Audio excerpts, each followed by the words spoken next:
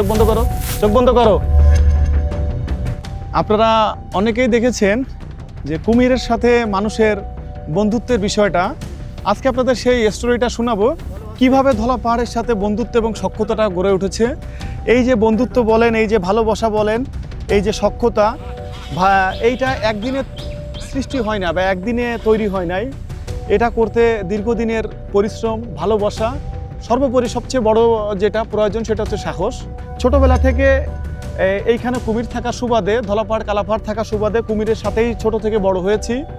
এটা হচ্ছে ইন্ডিয়া থেকে আনিত, 2005 সালে ইন্ডিয়া থেকে আনিত 6টা কুমিরের সর্বশেষ এই কুমিরটাই দিঘিতে আছে।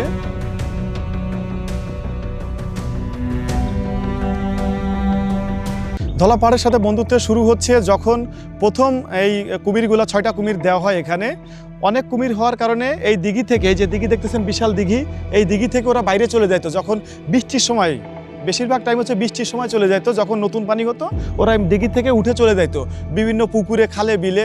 ওই সময় আমি এবং আমার ছোট মামা ফকির জামাল হোসেন, আমরা দুইজনে আমাদের নিজেদের জায়গা থেকে দায়িত্ব নিয়ে আমরা কুমিরকে ধরে নিয়ে আসতাম। তো সেই জায়গা থেকে যখন আমি ধরে নিয়ে আসতাম, তারপর থেকে ও বুঝতো যে না, ওকে আমরা কখনো আঘাত করি নাই।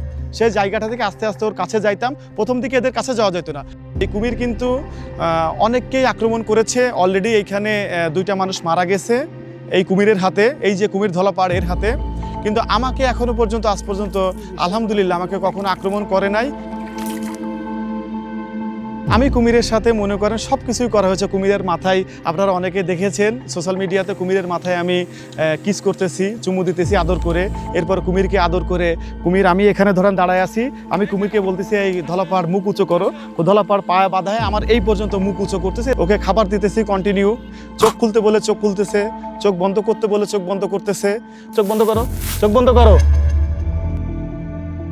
প্রথম দিক থেকেই কখনো ভয় লাগে নাই, কারণ প্রথম দিক থেকেই আপনার কুমিরের সাথে থাকতে থাকতে এই ভয়টা আসলে ছোটোবেলা থেকে নাই। কারণ ওই ছোটোবেলা থেকে কুমিরের সাথে বড় হয়েছি বলতে আমি প্রচুর পরিমাণে উপভোগ করি। আমি যদি উপভোগ না করতাম তাহলে হয়তো আমার এত লং টাইম ধরে করা হতো না। এটা আমি এনজয় করি, আমার কাছে খুবই ভালো লাগে। যে মানুষের তো অনেক শখ থাকে অনেক কিছুর, আমার শখ হচ্ছে কুমিরের সাথে সখ্যতা গড়ে তোলা বা কুমিরের সাথে সময় কাটানো। আলোচনা সমালোচনা থাকবে প্রতিটা মানুষের। আমি আমার জায়গা থেকে এনজয় করতেছি।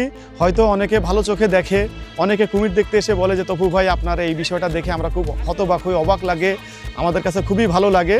আবার অনেকে অনেক ধরনের মন্তব্য করে, এই বিষয়টা আসলে আমি কানে নিই না। আমি ধলাপাড়কে দীর্ঘদিন ভালোবাসা দিয়েছি, ওকে দেখভাল করেছি, ওকে খাবার খাইয়েছি নিজের হাতে, ওর সাথে খেলা করেছি, যার কারণে আজকে এখন বর্তমানে ও এটা ফিডব্যাক দিচ্ছে। আমাকে কখনো আক্রমণ করে নাই। হ্যাঁ, কুমির এবং মানুষের সাথে ফ্রেন্ডশিপ করা যায়, এটাও যেমন সত্য। এবং তারপরে সব কিছুর মূলে হচ্ছে কুমির একটা প্রাণী, ও একটা হিংস্র প্রাণী। আমি সবাইকে বলবো যে কেউ যেন আবার, অনেক সময় দেখছি গড়াই নদীতে বা বিভিন্ন নদীতে হিংস্র কুমির ভেসে বেড়ায়। আপনারা আবার, আপনাদের কাছে অনুরোধ, কেউ আবার আপনারা এরকমের করে কুমিরের সাথে সখ্যতা গড়তে যাবেন না। কারণ কুমিরের সাথে আজকে আমার সখ্যতা প্রায় 20 বছরের।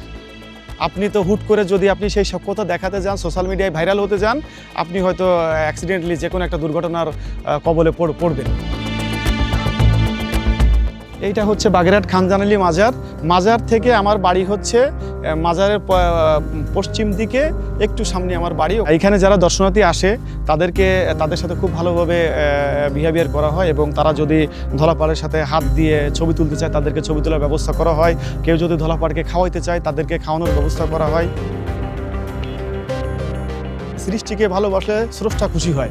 তো অবশ্যই আপনারা প্রাণীদেরকে ভালোবাসবেন, এটাই আমার আপনাদের কাছে চাওয়া পাওয়া।